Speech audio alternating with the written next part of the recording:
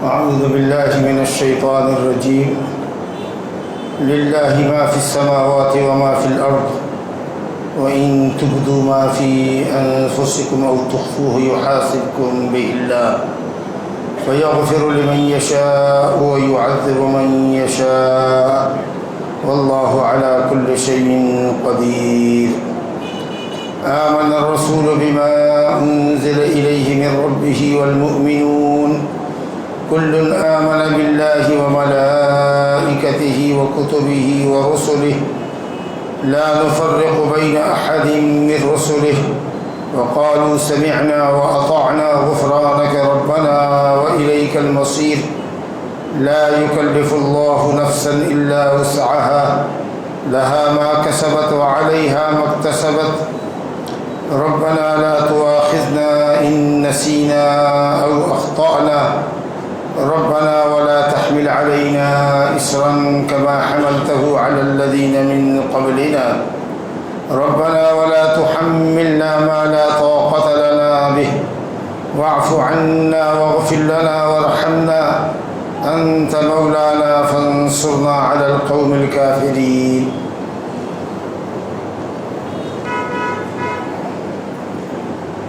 الحمدللہ سورہ بقرہ کی آخری 3 آیتیں آپ کے سامنے پڑھی گئی ہیں. اللہ تعالیٰ فرماتا ہے للہ ما فی السماوات و ما فی الارض.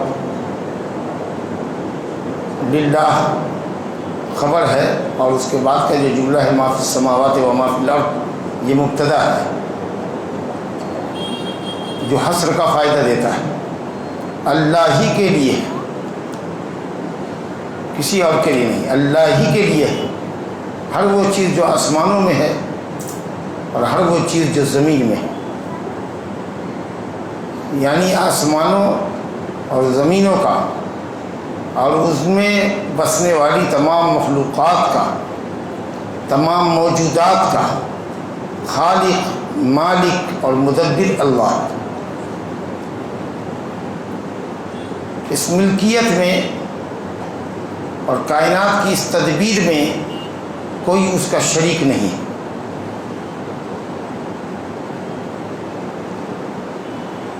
جیسا کہ آپ دیکھ رہے ہیں کہ السماوات جمع استعمال کیا گیا ہے اور اکثر مقامات پر السماوات جمع استعمال کیا گیا ہے، جبکہ الارض واحد لایا گیا ہے. 7 آسمان ہیں، اس کی بھی وضاحت قرآن مجید میں ہے، صراحتاً ہے الذی خلق 7 سماوات طباقا. 7 سماوات کئی مقام پر ہے لیکن کہیں پر 7 اراضین نہیں ہے. سورہ طلاق کی ایک آیت میں غالباً 12ویں آیت ہے اللہ الذی خلق 7 سماوات ومن الارض مثلہن. اللہ نے 7 آسمان بنائے اور انہی کے مثل زمین بھی، جس سے استنباط کیا جاتا ہے کہ زمین بھی 7 طبق ہے اور ہر طبقے کے درمیان ایک فاصل ہے. ابھی دنیا ایک طبقے کے اندر ہی نہیں پہنچی ہے، دوسرا طبقہ اور کتنا اندر ہوگا تو اللہ ہی جانے. جیسے ایک آسمان ہے اور پھر اس آسمان سے دوسرے آسمان تک کے درمیان ایک گیپ ہے، ایک دوری ہے. طباق کا تہبطہ اللہ تعالیٰ نے بنایا ہے، تو اسی طریقے سے زمین بھی تہبطہ ہے اور 7 طبق زمین ہے جیسے آسمان ہے.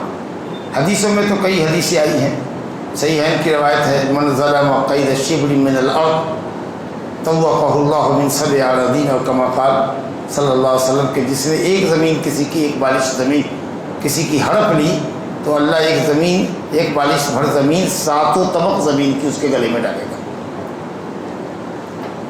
یا وہ حدیث جس کے اندر آتا ہے اللہم رب السماوات السبع وما اضلت والارضین السبع وما اقلت. تو 7 زمینوں کا تذکرہ ہے.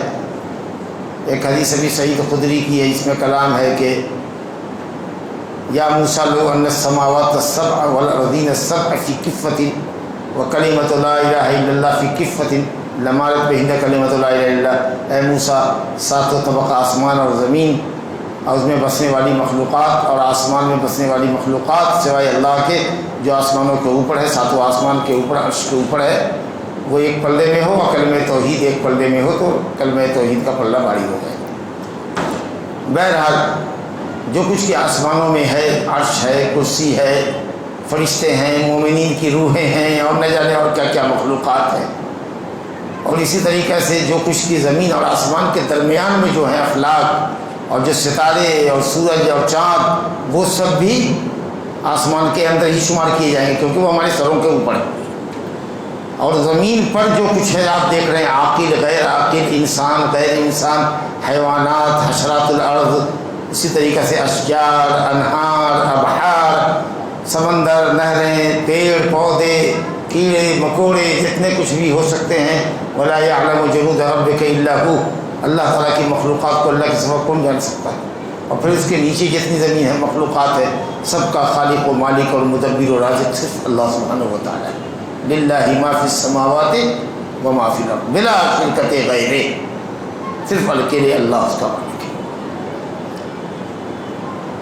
व इन तुब्दू मा फ़ी अनफुसिकुम औ तुख़्फ़ूहु युहासिबकुम बिहिल्लाह, और अगर तुम ज़ाहिर करो उस चीज़ को जो तुम्हारे नफ्स में है, जो तुम्हारे कल्ब में है, उस चीज़ को तुम ज़ाहिर करो या कि उसको छुपाओ, युहासिबकुम बिहिल्लाह, अल्लाह तुम्हारा हिसाब लेगा उसकी वजह से।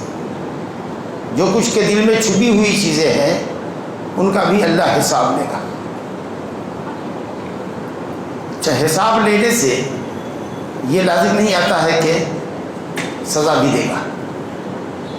मुहासबा करना एक अलग चीज़ है, आपसे पूछना क्या हिसाब किताब है, भाई ज़रा दिखाओ, आप हिसाब किताब दे दीजिए। ज़रूरी नहीं है कि आपको डांट पड़े, सज़ा हो, तो हिसाब का मतलब ये नहीं है कि अज़ाब देगा, हिसाब लेगा।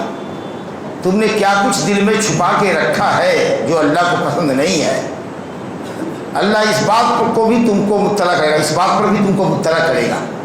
ये चेतावनी के लिए है ताकि तुम अपने दिल में कोई ऐसी चीज़ छुपा कर न रखो जो अल्लाह को पसंद ना हो। ऐसा कोई इरादा दिल में न करो जो अल्लाह को नागवार हो, ये चेतावनी के लिए। तो जो कुछ तुम जाहिर करते हो और जो कुछ के तुम दिल में छुपाए हुए हो, अल्लाह उसका हिसाब लेगा, तुमको मुत्तला करेगा उन चीज़ों पर। ज़रूरी नहीं है कि मुआखज़ा करे, ज़रूरी नहीं है कि इक़ाब और अज़ाब में तुमको मुब्तला करे।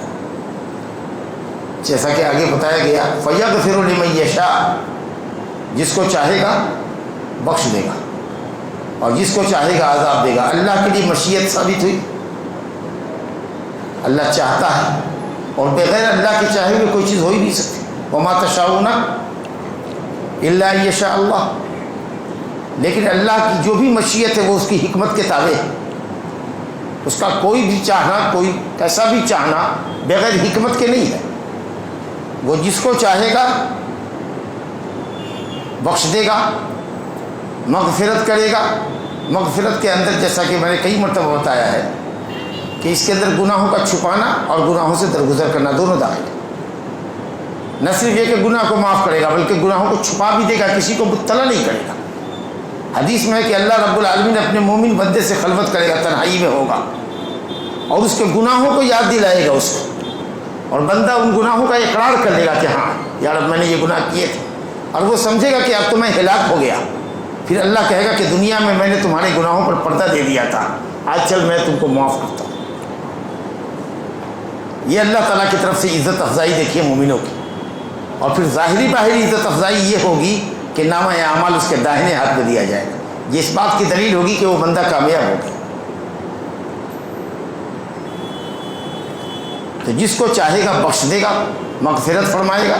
मग़फ़िरत के अंदर गुनाहों से दरगुजर करना और गुनाहों पर पर्दा देना। वह युअज़्ज़िबु मन यशा, और जिसको चाहेगा अज़ाब देगा। वल्लाहु अला कुल्लि शैइन क़दीर, और अल्लाह ताला हर चीज़ पर कुदरत रखता है, मुआफ़ कर देने पर भी और अज़ाब देने पर भी। अगर इसके अलावा कोई सूटेबल आयत यहाँ पर हो ही नहीं सकती थी, क्योंकि मग़फ़िरत का और अज़ाब का दोनों जिक्र है। अगर कहा जाता वल्लाहु गफ़ूरुर रहीम तो युअज़्ज़िबु किधर जाता, اور اگر کہا جاتا ایسا کوئی لفظ لایا جاتا جس میں عذاب کی طرف اشارہ ہوتا کہ اللہ بہت سخت عذاب دینے والا ہے تو فیغفر لمن یشاء کدھر جاتا؟ کمال دیکھیے، اللہ کے کلام کا کمال دیکھیے۔ تو اس نے کہا کہ اللہ ہر چیز پر قدرت رکھتا ہے، یعنی وہ گناہوں کو بخشنے پر بھی قادر ہے اور بندوں کے عذاب دینے پر بھی قادر ہے۔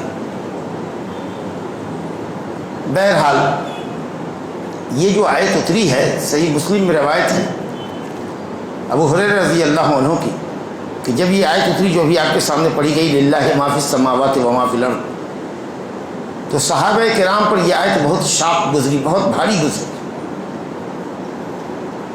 اور وہ آئے نبی صلی اللہ علیہ وسلم کی خدمت میں اور گھٹنے کے بل بیٹھے تواضع کے ساتھ، گھٹنا زمین پر ٹیک کر کے بیٹھے اور کہا کہ یا رسول اللہ، اے رسول اللہ، یا رسول اللہ صلی اللہ علیہ وسلم، اللہ تعالیٰ نے ہم کو جن عملوں کا مکلف کیا ہے، پابند کیا ہے، الحمدللہ وہ سارے اعمال ہم طاقت رکھتے ہیں، ان کو بجا لانے کی ہم طاقت رکھتے ہیں، ہمارے اندر قدرت ہے۔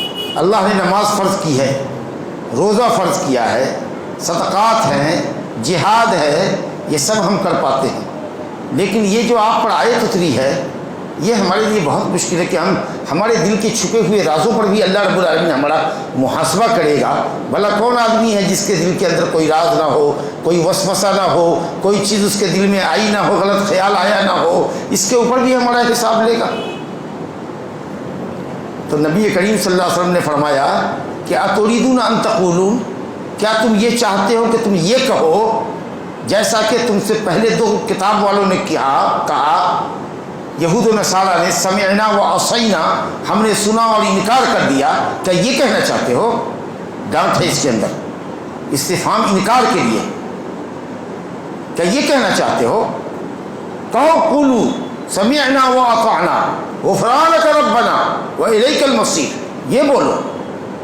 صحابہ کرام نے کہا سمعنا و اطعنا، ہم نے سنا اللہ تعالیٰ کے فرمان کو اور اطاعت کی، عمل کو بجا لائے، اور جن کاموں سے اللہ نے روکا ہے ان کو بھی سنا اور ان سے بھی باز آنے کا عہد اور میثاق کرتے ہیں۔ سمعنا و اطعنا، لوگوں کی زبان پر یہ کلمہ جاری ہو گیا، سمعنا و اطعنا غفرانک ربنا و الیک المصیر۔ اللہ رب العالمین نے اس جملے کو قرآن مجید کی آیت کا جز بنا کے نازل کر دیا اگلی آیت کے اندر۔ اطاعت اور فرما برداری اور سرنڈر کرنے کا فائدہ یہ ہوا کہ اللہ رب العالمین نے ان کو چھوٹ دے دی، معاملے کو آسان کر دیا، کہا لا یکلف اللہ نفسا الا وسعها، کسی بھی شخص کو اس کی طاقت سے زیادہ ہم مکلف اور پابند نہیں کریں گے۔ یہ رخصت جو آئی یہ صحابہ کے اذعان اور تسلیم کا نتیجہ ہے۔ یہود و نصارہ نے سمعنا و عصینا کہا، صحابہ کرام پر قربان جائیے کہ رسول رب العالمین نے کہا کہ کہو سمعنا و اطعنا غفرانک، اے اللہ اسألک غفرانک، تجھ سے معافی چاہتا ہوں، وَإِلَيْكَ الْمَصِيرُ، تیری ہی طرف لوٹا۔ تمام صحابہ نے کہا، جہاں تک یہ آواز گئی، جہاں تک لوگوں کو معلوم ہوا، سب نے کہا سمعنا و اطعنا، سمعنا و اطعنا، ہم نے سنا اور اطاعت کی۔ اس کے بعد جو آیت اتری ہے صاحب، جو آیت اتری ہے اس کے اندر جیسے جیسے دعا اللہ نے سکھائی ہے، ربنا لا تؤاخذنا، وہ حدیث سنا رہے آپ کو مسلم کی، کہ جب یہ حدیث آپ نے کہی اور لوگوں نے اس کلمہ کو دہرایا تو اللہ نے آیت اتار دی اور اس کے اندر دعا سکھلائی گئی ہے، ربنا لا تؤاخذنا ان نسینا او اخطانا۔ اللہ نے کہا نعم، یعنی تم نے جو مانگا سکھایا اسی نے، اور قبول بھی کر رہا ہے وہ، ٹھیک ہے۔ بندے نے کہا ربنا ولا تحمل علینا اسرا کما حملتہ علی الذین من قبلنا، اللہ نے کہا نعم، یہ بھی منظور ہے ان کو۔ اور اس کے بعد کہا ربنا ولا تحملنا ما لا طاقت لنا بہ، کہا نعم، یہ بھی ہے منظور۔ واعف عنا واغفر لنا وارحمنا، قال نعم، اللہ تعالیٰ نے کہا کہ ہاں۔ اور ابن عباس کی روایت ہے قد فعلت، جو تم نے کہا وہ ہم نے تسلیم کیا، ہم نے مانا۔ رب العالمین کہتا ہے کہ میں نے قبول کیا تھا۔ قربان جائیے اللہ رب العالمین پر کہ وہ دعا بھی سکھلایا، اس نے دعا بھی سکھلائی اور قبول بھی اس نے کیا۔ تفصیل آئے گی اپنی جگہ پر۔ اب یہ دیکھیے یہ جو آیت آئی ہے لا یکلف اللہ نفسا الا وسعہا، اللہ تعالیٰ کسی بھی نفس کو اس کی طاقت سے زیادہ نہیں مکلف کرے گا یا نہیں مکلف کرتا، نہیں پابند کرتا۔ اکثر مفسرین نے کہا ہے کہ وہ پہلی والی جو آیت ہے، جو کچھ کہ تمہارے دل میں ہے اس پر اللہ تعالیٰ تمہارا حساب کرے گا، وہ آیت منسوخ ہے اس سے، لا یکلف اللہ نفسا الا وسعہا سے منسوخ ہے۔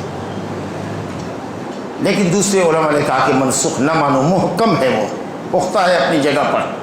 البتہ اس آیت کی آخری جو آیت ہے اس سے اس کو خاص کر لو کہ جو کچھ تمہارے دل میں ہے اگر اس کو نکالنے پر تم کو قدرت نہیں ہے، اس وسوسہ سے تم اگر بچ نہیں سکتے تو ہم تمہارا مواخذہ نہیں کریں گے، لیکن جو تمہارے بس میں ہے اس کو نکال دو، جتنا بھر تمہارے بس میں ہوگا اس پر ہم تمہارا مواخذہ نہیں کریں گے، ٹھیک ہے؟ جس کا نکالنا تمہارے بس میں نہیں ہوگا اس پر ہم مواخذہ نہیں کریں گے، یہ مطلب کہنے کا۔ جو تمہارے بس میں ہے اس کو نکالو، جو بس میں نہیں ہوگا، جو وسوسہ دل میں ایک دم پیوست ہو گیا ہے،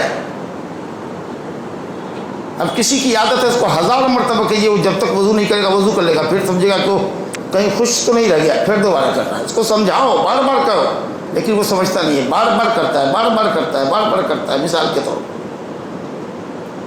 اللہ اس پر مواخذہ نہیں کرے گا جو اس کے بس میں نہیں۔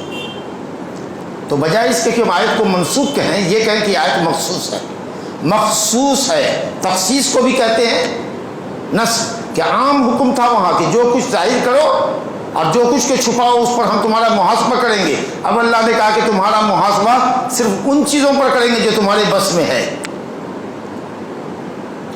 اگر حکموں کو بجا نہیں لاتے اور گناہوں سے باز نہیں آتے اور وہ تمہارے بس میں ہے تو ہم تمہارا مواخذہ کریں گے، لیکن جو تمہارے بس میں نہیں ہے اس پر ہم مواخذہ نہیں کریں گے۔ بات صاف ہو گئی، صحابہ خوش ہو گئے، ہمارے لیے بھی آسانی آ گئی۔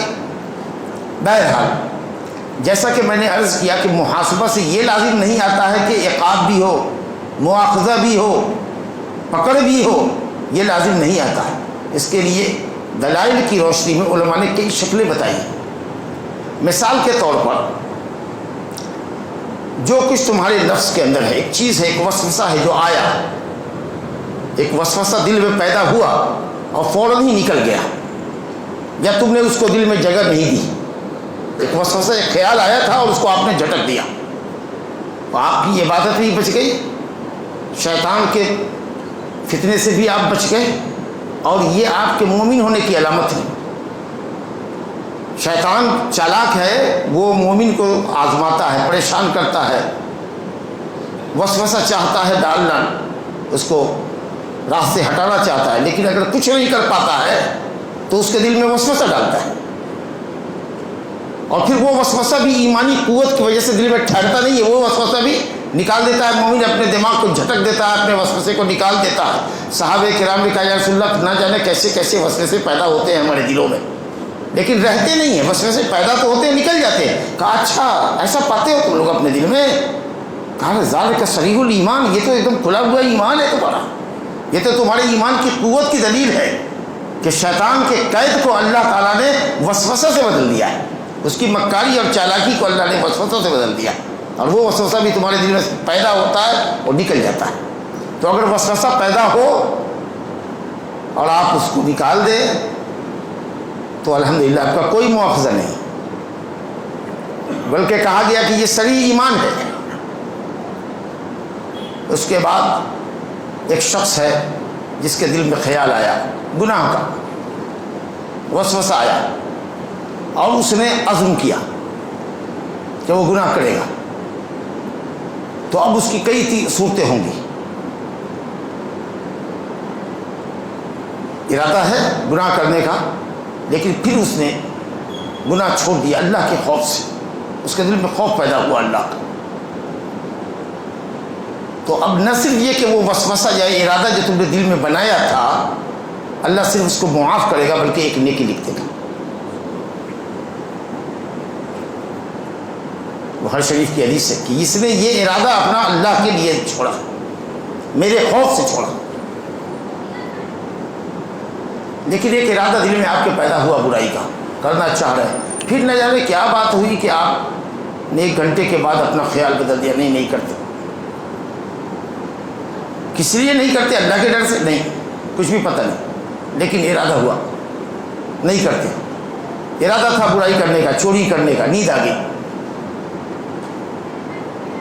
تو نہ ثواب ہوگا نہ عقاب ہوگا۔ ایک شخص نے غلطی کا پکا ارادہ کر لیا،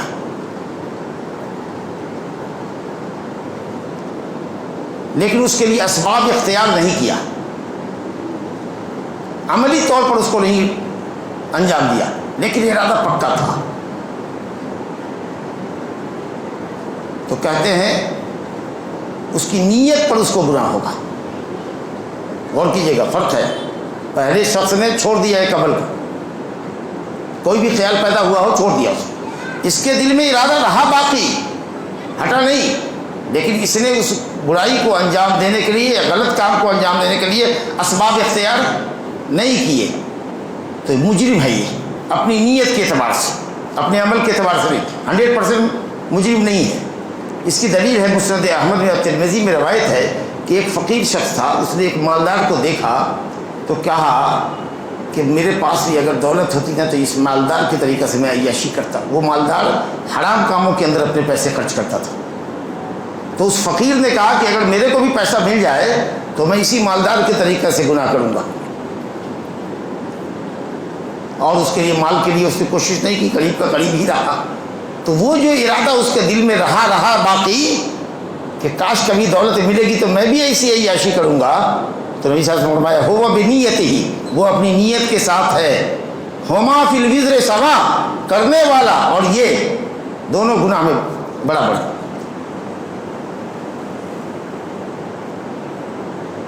اور چوتھا معاملہ یہ ہے کہ برائی کا خیال پیدا ہوا اور اس نے اسباب بھی اختیار کیے، یہ الگ بات ہے کہ کامیاب نہیں ہوا۔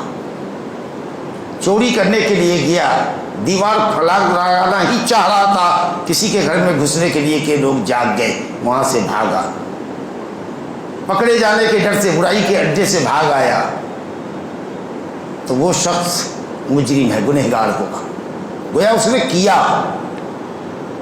اور اس کی دلیل وہ حدیث ہے کہ جب ایک مسلمان اذا التقى المسلمان بسيفهما، جب 2 مسلمان تلوار لے کر کے آمنے سامنے ہوتے ہیں، ہم تم کو قتل کرتے ہیں تم ہم کو قتل کر دو، تو آپ نے فرمایا کہ القاتل والمقتول كلاهما في النار، قاتل مقتول دونوں جہنم میں جائے گا۔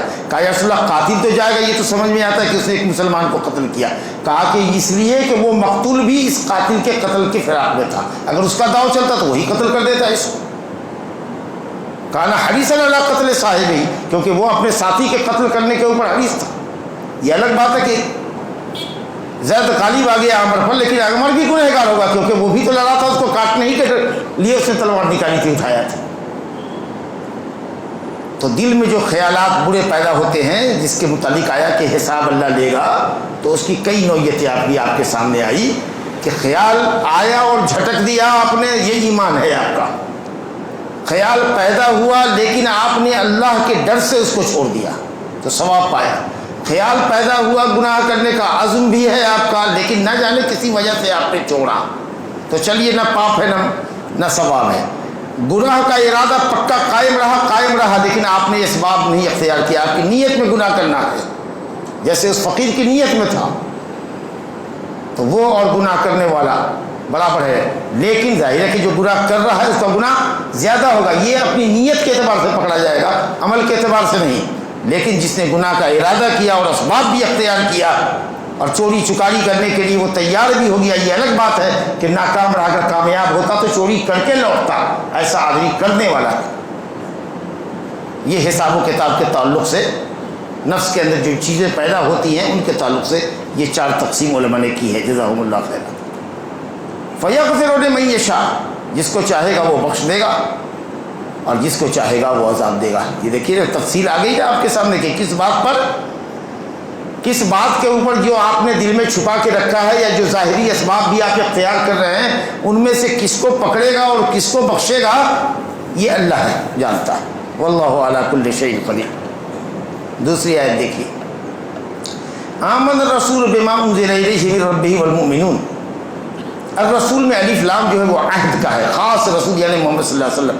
محمد صلی اللہ علیہ وسلم ایمان لائے اس شریعت پر جو ان کی طرف اتاری گئی ہے، من رب ہی، ان کے رب کی طرف سے. گویا محمد صلی اللہ علیہ وسلم بھی شریعت پر ایمان لانے والوں میں سے، وہ پہلے مسلمان ہیں، وہ پہلے مومن ہیں. وہ امر تو انا اول المسلمین وانا اول المسلمین وانا اول المسلمین. کوئی بھی نبی اور رسول جو ہوتا ہے وہ اپنی امت میں پہلا مسلمان ہوتا ہے، پہلا مومن ہوتا ہے. نبی صلی اللہ علیہ وسلم کے سامنے جب آواز آتی تھی تو آپ بھی کہتے تھے اشہد ان محمد رسول اللہ، آپ بھی کلمے کا اقرار کرتے تھے. جی والمومنون، اور مومن بھی اس شریعت پر ایمان لائے جو اللہ نے اپنے نبی کی طرف اتارا. تو شریعت جو ہے جس کو اللہ نے اتارا یعنی قرآن مجید اور حدیث جو اس کی ہے، شرح ہے. وَأَنزَلَ اللَّهُ عَلَيْكَ الْكِتَابَ وَالْحِكْمَةَ، اللہ نے آپ پر کتاب اتاری اور حکمت اتاری. کتاب اللہ کتاب جب حکمت کا ذکر آئے تو حکمت سے بڑا سنت حدیث. تو اس پر رسول بھی ایمان رکھتے ہیں. رسول کے ایمان کا کیا مطلب ہوا کہ وہ رسول ایمان رکھتے ہیں کہ یہ کتاب اللہ سبحانہ و تعالیٰ کا کلام ہے جو جبریل امین کے واسطے سے مجھ پر اترا ہے یا اتارا گیا ہے تاکہ میں اس کی باتوں کو اللہ کے بندوں تک پہنچا دوں. جو حدیث اللہ نے فرمائی ہے، جو بات سکھلائی ہے، آیت کا جو معنی اور مفہوم سکھلایا ہے، میں اس کو اللہ تعالیٰ کی وحی سمجھ کر اس پر ایمان رکھتا ہوں. آپ خود عمل کرنے والے تھے اور اپنی امت کے حوالے کرنے والے تھے ان باتوں کو. یہی وجہ ہے کہ سب سے زیادہ قوی الایمان آپ تھے اور سب سے زیادہ اللہ تعالیٰ کی خشیت آپ کے اندر موجود تھی. تو آمد رسول بھی اس شریعت پر ایمان رکھتے ہیں جو اللہ نے آپ کی طرف اتاری ہے. والمومنون، اور مومنین بھی، مومن رسول کے تابع ہے، پیچھے لگوا ہے، پیچھے چلنے والے ہیں رسول کے. مومنین بھی ایمان رکھتے ہیں. اگر ایسے ہی بھول بھلیا میں اگر کوئی آپ کو یہ کہے بھائی مومن تو اسی کو کہتے جو ایمان رکھے، تو مومن ہو کے کیا ایمان رکھے گا؟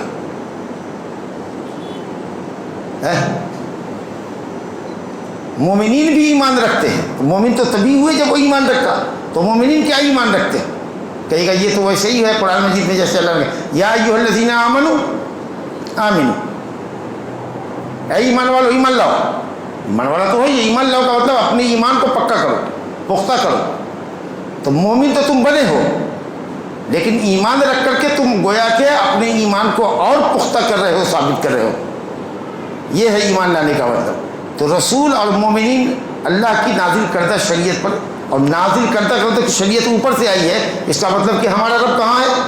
اوپر ہے، عرش کے اوپر ہے. سب کل آمن باللہ و ملائکتہ، رسول اور مومنین تمام کے تمام اللہ پر ایمان لائے، اللہ پر ایمان لائے، فرشتوں پر ایمان لائے، اللہ کی کتابوں پر ایمان لائے اور اس کے رسولوں پر ایمان لائے. ایمان کے 4 ارکان کا یہاں ذکر. ایمان کے کتنے ارکان ہیں؟ کل 6، اس میں 4 یہاں ہے. اب اور کون رہ گیا؟ قیامت کے اوپر، بعث بعد الموت اور تقدیر کے اوپر. سمجھا نا؟ ایک آیت اور جو ہے اس سے پہلے گزری ہے، لیس البر ان تولوا وجوہکم قبل المشرق والمغرب ولکن البر من آمن باللہ والیوم الآخر والملائکۃ والکتاب والنبی. 5 کا ذکر ہے. 6 کا کہاں ذکر ہے؟ تقدیر کا. انا کل شیء خلقناہ بقدر، ہم نے ہر چیز کو تقدیر کے ساتھ پیدا کیا، سورہ القمر کے اندر. اور اسی طریقہ سے ما اصاب من مصیبت فی الارض ولا فی انفسکم الا فی کتاب من قبل ان نبرأ، تحریر میں لوح محفوظ میں لکھا ہے. تو یہ ایمان کے 6 ارکان ہیں. 4 کا ذکر ہوا. ایمان باللہ اگر ہم بولیں تو اس کا مطلب یہ ہوتا ہے کہ ہم جب اللہ پر ایمان لاتے ہیں تو اس کا مطلب ہے کہ اللہ کے وجود پر ایمان لاتے ہیں. اللہ موجود ہے. کہاں موجود ہے؟ اپنی ذات سے عرش کے اوپر اور اپنے علم سے ہر جگہ. هو معکم اینما کنتم، تم جہاں کہیں ہوتے ہو اللہ تمہارے ساتھ ہوتا ہے اپنے علم سے، اپنی نگرانی سے. اور مومنوں کے ساتھ ہوتا ہے اپنی نصرت اور حمایت سے، لیکن اس کی ذات عرش پر. اگر کوئی کہے کہ اللہ ہر جگہ موجود ہے اپنی ذات سے تو کفری عقیدہ ہے، جو صوفیوں کا عقیدہ ہے. تو اللہ کے وجود پر ایمان لانا، اللہ کی ربوبیت پر ایمان لانا کہ وہی پوری کائنات کا خالق، مالک، رازق، مدبر ہے، اللہ کی الوہیت پر ایمان لانا کہ ایک اللہ ہی اکیلا معبود حقیقی ہے، اور اللہ تعالیٰ کی اسماء و صفات پر ایمان لانا بغیر کسی مثال کے اور بغیر کسی تحریف کے، بغیر کسی انکار کے۔ یہ ہے ایمان باللہ کا مطلب۔ اور ایمان بالملائکہ، پہلے ہی بات آ چکی ہے کہ ملائکہ ایک غیبی مخلوق ہے جن کو ہم دیکھتے نہیں، نور سے پیدا کیے گئے ہیں، اطاعت گزاری ان کا شیوا اور وتیرہ ہے۔ لا یعصون اللہ ما امرہم ویفعلون ما یؤمرون، اللہ کی معصیت بالکل نہیں کرتے بلکہ اللہ کے حکموں کو بجا لاتے ہیں۔ مختلف کاموں پر اللہ تعالیٰ نے ان کو معمور کر رکھا ہے۔ یہ ہے فرشتوں پر ہمارا ایمان۔ وہ کتب ہی، اور اللہ کی کتابوں پر ایمان، اور ایک قرأت میں ہے وہ کتاب ہی، تو کتاب مفرد بھی اگر مضاف ہو جاتا ہے تو جمع کے معنی میں آتا ہے۔ تمام کتابوں پر ایمان رکھتے ہیں، اور تمام کتابوں کا مطلب یہ ہے کہ وہ تمام کتابیں جن کو ہم جانتے ہیں اور جن کو ہم نہیں جانتے ہیں۔ تمام رسولوں کو اللہ تعالیٰ نے کتاب دی ہے، وَأَنزَلْنَا مَعَهُمُ الْكِتَابَ وَأَنزَلْنَا مَعَهُمُ الْكِتَابَ وَالْمِيزَانَ، اللہ نے کتاب دی، سمجھا کہ تمام رسولوں کو، لیکن ہمارے سامنے چند کتابوں ہی کا صرف ذکر ہے۔ تو اجمالی ایمان تو ہے کہ تمام رسولوں کو اللہ نے کتاب دی، کیونکہ جتنے رسول ہیں وہ سب کے سب اپنی مستقل شریعت رکھتے ہیں، وہ کسی دوسرے کی شریعت کے تابع نہیں ہوتے، ان کے پاس پورا سیٹ اپ ہوتا ہے اپنا شریعت کا، اللہ تعالیٰ اتارے ہوتا ہے، نازل کرتا ہے، وہ دوسرے کے تابع نہیں ہوتا۔ اور ایسے 313 ہیں یا ان سے بھی کچھ زیادہ ہو سکتے ہیں، لیکن اصحاب بدر کی تعداد بیان کی جاتی ہے رسولوں کی، اور حضرات انبیاء کرام 1,25,000، 1.25 لاکھ، سمجھا؟ تو یقیناً 300 سے زائد تو رسول آئے ہیں تو ان کے ساتھ تو کتابیں ہیں، لیکن اپن جانتے کتنے کتابوں کا نام ہے؟ الفرقان قرآن مجید، جی، التورات والانجیل والزبور، 4 ہی جانتے ہیں نا، اور ایک ہے وہ صحف ابراہیم، وہ صحف موسیٰ، صحف ابراہیم اور موسیٰ۔ اگر موسیٰ کا صحیفہ توریت کے علاوہ ہے تو وہ ایک الگ چیز ہوگی، ورنہ صحف موسیٰ سے اگر توریت مراد ہے تب تو سیم تھنگ ہے۔ تو ایسے کل ملا کے 6 اور نہیں تو 5۔ تو ان کتابوں پر ایمان لاتے ہیں، کیا مطلب کہ یہ سب کتابیں اللہ کا کلام تھی، اللہ نے تکلم فرمایا تھا، اور فرشتہ جبریل ان کو لے کر کے ان نبیوں کے پاس آئے، اور وہ سب کی خبریں سچی تھی، اور جو بھی اس میں حکم تھے وہ سب مبنی پر عدل تھے۔ لیکن وہ کتابیں جو ان نبیوں پر اتری تھیں، آج جو کتابیں اس نام سے موجود ہیں ان کتابوں پر نہیں، نہ ہم ان کی تصدیق کر سکتے نہ تکذیب کر سکتے، کیونکہ بہت اس میں پھیر بدل کر دیا ہے، رد و بدل کر دیا ہے۔ لیکن جو کتاب حضرت موسیٰ پر نازل کی گئی، حضرت عیسیٰ پر نازل کی گئی، وہ کتابیں برحق تھی۔ تو ان 5 کتابوں پر ہمارا یہ ایمان مجمل ہے کہ یہ سب آسمانی کتابیں تھیں، اللہ کا کلام تھا، تمام باتیں اس میں سچی اور حق تھیں۔ لیکن تفصیلی ایمان جو ہمارا ہے وہ قرآن مجید کے اوپر ہے، ہم اس پر عمل کرنے کے مکلف ہیں، ہم اس کی تلاوت نماز کے اندر کرتے ہیں، اس کے ہر لفظ پر 10 نیکی کے الحمدللہ ہم مستحق ہوتے ہیں۔ یہ متعبد بالتلاوہ ہے، اس کی تلاوت عبادت ہے، اور اس میں جتنے بھی اخبار ہیں، جتنی بھی خبریں اللہ نے دی ہیں، اگلی پچھلی اور آئندہ آنے والی، وہ سب کی سب سچی ہیں، اور جتنے بھی احکام ہیں چاہے بجا لانے کے ہوں یا ترک کرنے کے ہوں وہ سب مبنی پر عدل ہیں۔ وَتَمَّتْ كَلِمَةُ رَبِّكَ صِدْقًا وَعَدْلًا، تیرے رب کا کلام بالکل مکمل ہے سچائی کے اعتبار سے اور عدل کے اعتبار سے۔ تو قرآن مجید پر ہمارا تفصیلی ایمان ہے، تمام رسولوں پر ایمان ہے ہمارا، دیکھو آگے لا نفرق بین رسلہ، اور تمام رسولوں پر ہمارا ایمان ہے، تمام نبیوں پر ہمارا ایمان ہے، شاہ خواہ ان کے نام ہم جانتے ہوں یا نام نہ جانتے ہوں۔ کل 25 نبیوں ہی کا ذکر قرآن مجید میں ہے، باقی اور نبی انبیاء کرام 1.25 لاکھ جو جس نام سے جب بھی رہا ہو، ہم کسی کو نام کے ساتھ آئیڈینٹیفائی نہیں کر سکتے، ان ناموں کے علاوہ کسی نبی کو ان کے نام سے آئیڈینٹیفائی نہیں کر سکتے جو قرآن میں نہیں۔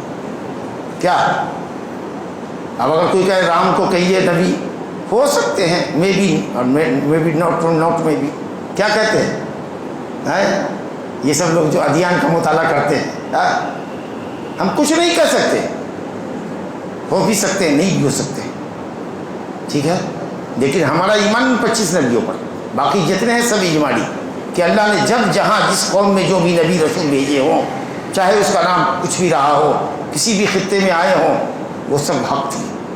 اجمالی ایمان، تفصیلی ایمان ہم کو اپنے رسول پر لانا ہے، ان اہل کتاب کے طریقہ سے نہیں، یہودیوں کی طرح جنہوں نے عیسیٰ علیہ السلام کی نبوت کا، محمد صلی اللہ علیہ وسلم کی نبوت کا انکار کر رکھا ہے، اور ان عیسائیوں کے طریقہ سے نہیں جنہوں نے محمد صلی اللہ علیہ وسلم کی رسالت کا انکار کیا۔ آگے ہے لا نفرق بین احد من رسلہ، ہم کسی رسول میں، اللہ کے کسی رسول میں فرق نہیں کرتے کہ ہم بعض پر ایمان لاتے ہیں، نؤمن ببعض ونکفر ببعض۔ موسیٰ علیہ السلام حق، رسول حق، حضرت عیسیٰ رسول حق، حضرت ابراہیم رسول حق، حضرت محمد صلی اللہ علیہ وسلم رسول حق، لیکن ہم پابند ہیں حضرت محمد صلی اللہ علیہ وسلم پر نازل کردہ شریعت کے، دوسرے کی شریعت کے پابند نہیں ہیں۔ اب ان کی شریعت کی جو چیزیں ہماری شریعت سے میل کھا رہی ہیں تو ہم ان کو لے رہے ہیں، اس لیے لے رہے ہیں کہ آلریڈی وہ ہمارے یہاں موجود ہیں، اور جو چیزیں کہ ہمارے یہاں موجود نہیں ہیں لیکن شریعت نے، ہماری شریعت نے اگر وہاں سے نقل کیا ہے اور نبی صلی اللہ علیہ وسلم کی طرف سے کوئی اس کو آپ نے رد نہیں فرمایا ہے، یا شریعت ہماری خاموش ہے اس سلسلے میں اور وہ ہماری تعلیمات سے نہیں ٹکراتی ہے، ہماری شریعت کے مخالف نہیں ہے، تو راجح قول یہ ہے کہ انبیاء سابقین کی شریعت کے وہ حصے بھی ہمارے لیے قابل عمل ہیں۔ اولئک الذین ھدی اللہ، 18 نبیوں کا ذکر اللہ تعالیٰ نے سورہ انعام میں ذکر کرنے کے بعد کہا اولئک الذین ھدی اللہ، یہ سب اللہ کی ہدایت یافتہ بندے تھے، فبہداہ مقتدہ، ان کی ہدایت پر آپ اقتدا کیجئے نبی۔ ہاں شریعت کے خلاف ہے، ہمارے قرآن سنت کے خلاف نہیں، لیکن ثابت ہے تو الحمدللہ کوئی بات ہی نہیں، نہیں ثابت ہے لیکن مخالف بھی نہیں ہے، تو ہم راجح قول یہ ہے کہ وہ ہمارے لیے بھی حجت ہے۔ شرع من قبلنا شرع لنا ما لم یرد فیہا نص اور ما لم یکن فیہا مخالفہ لشریعتنا، اگر ہماری شریعت کے مخالف نہیں ہے تو۔ وقالوا سمعنا واطعنا، دیکھیے صحابہ نے جو کہا محمد صلی اللہ علیہ وسلم کے کہنے پر رب العالمین نے اس کو نقل کر دیا، وقالوا، ان مومنین نے رسول کے ساتھ یا رسول کے کہنے پر جو کہا اس کو اللہ نے کوٹ کیا، سمعنا واطعنا غفرانک ربنا والیک المصیر، اے رب ہم نے سنا اور اطاعت کی، اور یہی مومن کا شیوا ہے۔ انما کان قول المؤمنین اذا دعوا الی اللہ ورسولہ لیحکم بینہم ان یقولوا سمعنا واطعنا واولئک هم المفلحون، یہی زیب دیتا ہے، یہی ہے شان ہے مومن کی کہ اللہ اور اس کے رسول کے فرمان کو سنو اور اطاعت میں لگ جاؤ۔ وما كان لمؤمن ولا مؤمنة اذا قضى الله ورسوله امرا ان يكون لهم الخيرة من امره، اللہ رسول کے فرمان کے آنے کے بعد تم کو تمہارے معاملے کا اختیار نہیں رہ جاتا۔ سمعنا واطعنا غفرانک اسألک غفرانک، اے اللہ ہم تجھ سے مغفرت کے طالب ہیں، کس چیز میں؟ کوتاہی اگر ہو جائے تیرے واجب کی ادائیگی میں، اور تیری منع کردہ چیزوں کے ارتکاب کی غلطی ہم کر بیٹھے تو اللہ ہمارے گناہ کو معاف کر دے۔ واجب فرض کو ترک کر کے گنہگار ہوں یا کسی گناہ کا ارتکاب کر کے گنہگار ہوں، واجب کو توڑو گے تو گنہگار ہوگے نا بھائی، یا اسی طریقے سے کسی گناہ کا ارتکاب کرو گے تو گنہگار ہوگے نا، تو اللہ تعالیٰ ہم اپنے گناہوں سے تیرے حضور معافی چاہتے ہیں۔ غفرانک ربنا وإلیک المصیر، اور تیری طرف ہمارا لوٹنا ہے، الحمدللہ۔ اب آگے دیکھیے اللہ تعالیٰ نے آیت کری لا یکلف اللہ نفسا الا وسعها، اس کے بعد تو سارا بوجھ کلیجے کا اتر گیا کہ اللہ تعالیٰ کسی بھی نفس کو اس کی طاقت سے زیادہ مکلف نہیں کرتا، مشقت اتنی ہی دیتا ہے جتنی تم اٹھا سکو۔ اگر تم عاجز ہو، کوئی واجب نہیں ہے تمہارے لیے، اگر اس سے تم عاجز ہو تو کوئی واجب شریعت میں واجب نہیں، اور اگر تم مضطر ہو، ضرورت نے تم کو مجبور کر رکھا ہے، تو کوئی حرام تمہارے لیے حرام نہیں ہے۔ فمن اضطر غیر باغ ولا عاد فلا اثم علیہ، مردار کھانے میں، لحم خنزیر کھانے میں، شراب، یہ خون پینے میں، وما اہل لغیر اللہ، غیر اللہ کے نام کا ذبیحہ اگر کھانے کے لیے تم مضطر ہو، جان بچانے کے لیے، تو سد رمق کے لیے تمہارے لیے جائز ہے، حرام نہیں ہے وہاں۔ اور اگر عاجز ہو تو عاجز ہو، ایک آدمی روزہ رکھنے سے عاجز ہے، تب کیا کریں گے؟ اس کو بدل کی طرف پھیر دیں گے، دیکھیں گے کہ شریعت میں اس کا بدل ہے کہ نہیں، بھائی بدل ہے، جو روزہ نہیں رکھ سکتا وہ کیا کرے گا؟ ایک مسکین کو کھانا دے گا، لیکن وہ خود ایک مسکین ہے، دوسرا اس کو کھلا رہا ہے، بوڑھا بستر پر پڑا ہوا ہے، مفلوج آدمی ہے، ایسی بیماری سے گرست ہے، بیماری میں پڑا ہوا ہے کہ شفا یابی کی امید نہیں، روزہ نہیں رکھ سکتا، انہوں مسکین کو کھانا نہیں دے سکتا، خود اس کے یہاں کوئی پہنچاتا ہے کھانا، بتاؤ تو اللہ تعالیٰ مکلف کرے گا اس کو روزہ رکھنے کا، مسکین کو کھانا دینے کا؟ نہیں مکلف کرے گا۔ ایک شخص آیا، کہا یا رسول اللہ مجھ سے گناہ ہو گیا، رمضان کے دن میں بیوی پر واقع ہو گیا، کہا اللہ میں تو جل گیا، ہلاک ہو گیا، تو کہا ہے غلام آزاد کرو، کہا میری اس گردن کے علاوہ کوئی گردن نہیں ہے، غلام کدھر سے آئے گا میرے پاس، میں تو اپنی جان کا ایک اکیلا مالک ہوں۔ کہا 2 مہینہ روزہ رکھو، کہا اگر 2 مہینہ روزہ رکھنے کی طاقت ہوتی تو رمضان کے مہینے میں فرض روزے میں یہ غلطی کرتا؟ جس کی راتوں میں اللہ نے بیوی حلال کی ہو، سوچ لیجئے کہ وہ آدمی پر شہوت کا غلبہ کتنا ہے کہ رات میں بیوی حلال ہے، اس کے باوجود بھی دن میں واقع ہو گیا، اور آپ کہہ رہے ہیں 2 مہینہ رات دن لگاتار روزہ رکھنا ہے، یعنی روزہ رکھنا ہے جب تک روزہ پورے گا نہیں 2 مہینہ، جب تک بیوی کو چھونا نہیں۔ یہ کیسے ممکن ہے؟ تھا ممکن کہ اگر میں ایسے ہی کر سکتا تھا تو رمضان کے دن میں کیسے غلطی کرتا؟ بالکل اللہ کی قسم، بالکل لاجیکلی بات کہی۔ تو کہا تو فقیر کو کھلاؤ 60 مسکین کو، کہا کہ مدینے کے دونوں حرے کے درمیان پہاڑی جگہ ہوتی ہے، دامن میں جو بڑے بڑے پتھر کے ٹکڑے ہوتے ہیں، کہا کہ پورب سے لے کر کے پچھم تک مدینہ میں چلے جائیے، مدینے میں کوئی بھی آدمی کسی کا بھی گھر میرے گھر سے زیادہ غریب فقیر آپ کو نہیں ملے گا، میں کدھر سے صدقہ کرتا۔ اسی درمیان میں ایک تھیلے میں سامان آ گیا، 15 سال کھجور آ گئی، نبی صلی اللہ علیہ وسلم نے کہا کہ جاؤ صدقہ کر دو، کہا کہ کس پر صدقہ کریں، مجھ سے بڑھ کے تو کوئی محتاج ہے ہی نہیں، کہا اچھا جاؤ کھا لو، کبھی طاقت ہوگی تو دے دے گا، نہیں طاقت ہوگی تو چلا جائے گا، اللہ مؤاخذہ نہیں کرے گا، لا یکلف اللہ نفسا الا وسعها۔ چلیے بھائی، اللہ اکبر، آپ کھڑے ہو کر نماز نہیں پڑھ سکتے، بیٹھ کے پڑھیے، بیٹھ نہیں سکتے ہیں لیٹ جائیے، کروٹ ہو جائیے، کروٹ بھی نہیں ہو سکتے چت لیٹ جائیے، سر کو پورب رکھیے، پاؤں کو پچھم رکھیے، اشارے سے نماز پڑھیے۔ حج کرنے کی طاقت نہیں ہے آپ پر، حج فرض نہیں، عورت ہے حج کرنے کی طاقت تو ہے، مال تو ہے، لیکن کوئی محرم نہیں ہے اس کے ساتھ جانے والا، عاجز ہے وہ تو نہیں جائے گی، ہاں بدل ہے، حج بدل کروا لے گی، تو جس فرض کا بدل ہے اگر آپ نہیں کر سکتے تو بدل کر لو، اور وہ بدل بھی نہیں کر سکتے، آپ اس سے بھی عاجز ہیں تو آپ سے معاف ہے، لا یکلف اللہ نفسا الا وسعها، بہت علمی بات ہو رہی ہے۔ اسی لیے علماء نے اصول بنایا کہ لا واجب مع العجز ولا محرم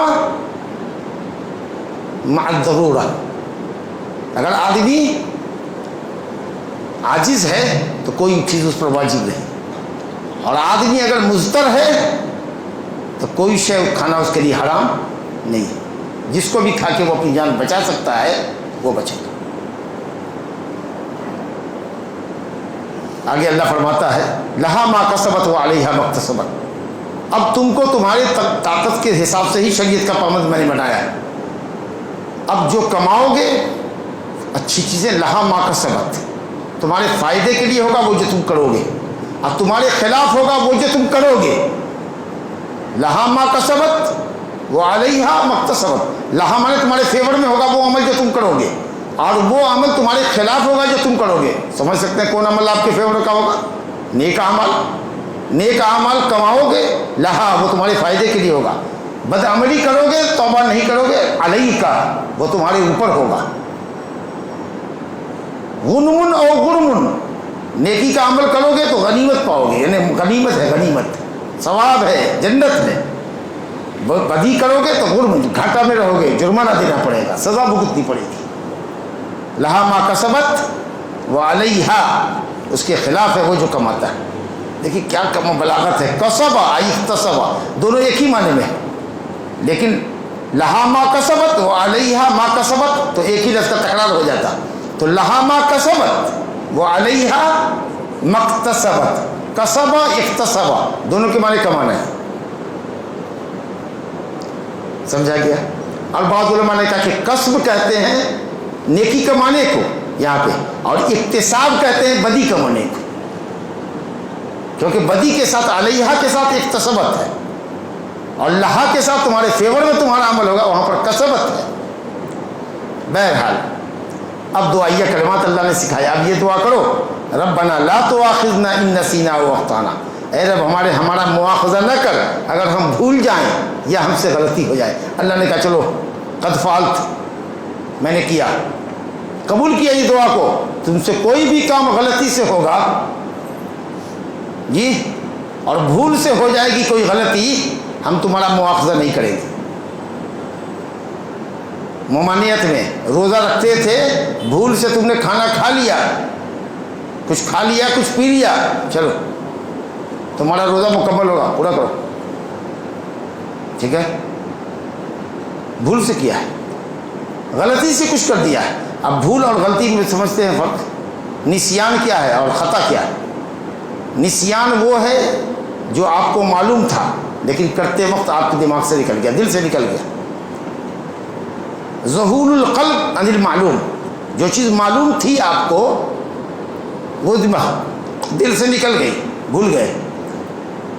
अरे ये काम कहा था आपको करने के लिए, किया, अरे भूल गए। यानी मालूम तो था लेकिन दिल से बात निकल गई, उसको निस्यान कहते।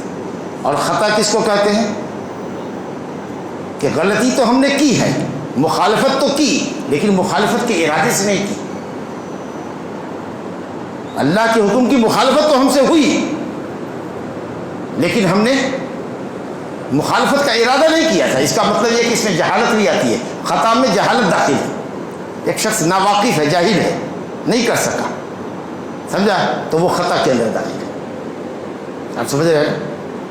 मुआख़ज़ा नहीं है लेकिन मुतालबा है, मुआख़ज़ा नहीं है लेकिन मुतालबा है। मिसाल के तौर पर भूल करके आपने असर की नमाज़ छोड़ दी, अभी ईशा के वक्त आपको याद आ रहा है कि आज तो मैंने असर पढ़ी थी, तो मुआख़ज़ा तो नहीं है लेकिन मुतालबा है, अभी पढ़ो। अब इस नाम पर बहुत सारे बच्चे बच्चियां बालिग हैं, कई सालों से तुम बालिग हो गए लेकिन रोज़ा नहीं रखते।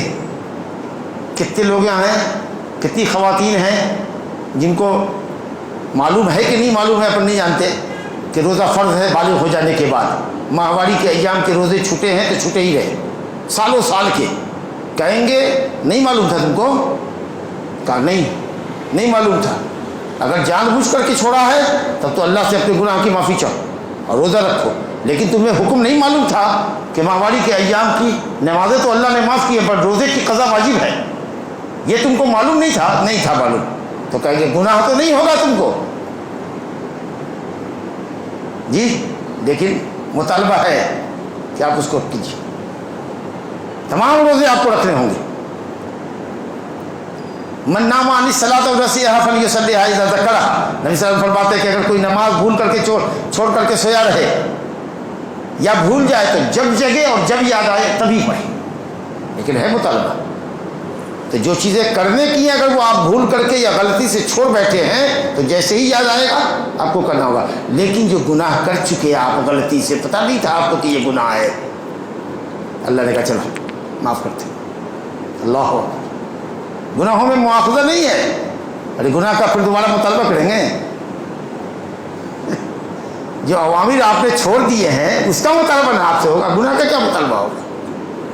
तो कहते हैं कि रब्बना ला तुआखिज़ना इन नसीना व अख्ताना। अल्लाह ने कहा चलो मंजूर है।